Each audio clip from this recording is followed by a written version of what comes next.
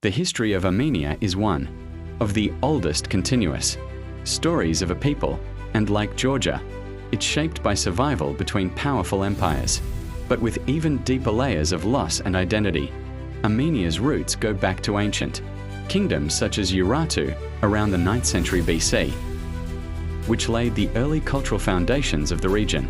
Over time, Armenian identity developed in the highlands between major empires, like Persia and Rome. This location made Armenia strategically important, but also constantly vulnerable. One of Armenia's defining moments came in 301 AD, when it became the first country in the world to adopt Christianity as a state religion earlier than Rome. This transformation is closely tied to Gregory the Illuminator, who converted King Tiridates III. From that point on, Christianity became central to Armenian identity, especially during times when political independence was lost. Armenia reached a cultural and political high point under the Artaxiad and Arsacid dynasties, but it rarely stayed unified for long. It was frequently divided between the Roman, later Byzantine, and Persian empires.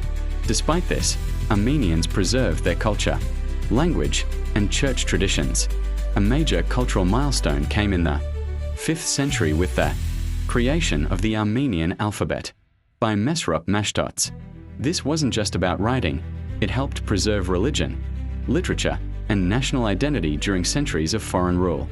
Over time, Armenia was conquered and ruled by various powers, including Arabs, Byzantines, Seljuk Turks, and Mongols. Eventually, much of historic Armenia came under the control of the Ottoman Empire and the Persian Empire.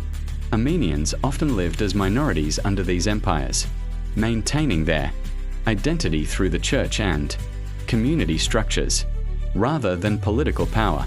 The darkest chapter in Armenian history came during World War I under the Ottoman Empire. In 1915, mass deportations and killings of Armenians took place in what is known as the Armenian Genocide. An estimated 1 to 1.5 million Armenians died. This event is central to Armenian identity today, though its recognition remains politically sensitive in some countries.